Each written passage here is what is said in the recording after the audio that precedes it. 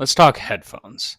So I do a little bedroom DJing from time to time, and I have like Sennheisers for those. But that's not what I'm going to get into. I'm going to get more so into what I utilize for my own like personal listening. So a friend of mine actually reached out, and he was asking about like headphones to get. Like, what should I buy? Like, he's a very casual music listener. He just wants something that's like best bang for his buck, right? So I was like racking my brain thinking about this. Well, not really, because I recommended these pretty much right off the bat. But in general, I wanted to kind of get into like what I utilize, and that's these Sony XM3s. I really like these headphones like a lot. I don't think Sony's making them right now. I think you can find them like used on like eBay or whatever. But the Sony XM series, I think in general, is fantastic bang for your buck. With Apple having a pretty steep price point for their headphones, and I know that like it gets even more expensive.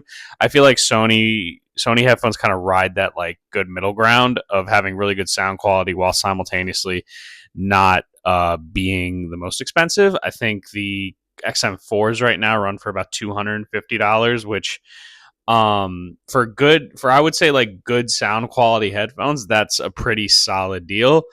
One thing I really like about these headphones is that the noise canceling is pretty fantastic on them. And on top of that, I like they have like a Sound Connect app that you just get on your phone that works as like your EQ. You can also do like ambient sound control. So like it will automatically adjust depending on the environment that you're in. I know I've used it when I've been commuting to work, when I'm walking, when I'm just like sitting at my desk working, things like that. So the headphones will kind of automatically adjust to those specific things. And if you listen to particular types of music, you can adjust the EQ within the app to basically, enhance whatever you want to listen to. Let's say you want to hear the lyrics more clearly. There's like a vocal booster. If you're a big hip hop head like I am, they have specific EQ for hip hop.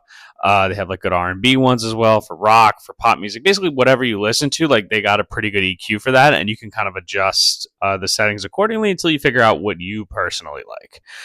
The bass on these sounds pretty good. I like the highs as well.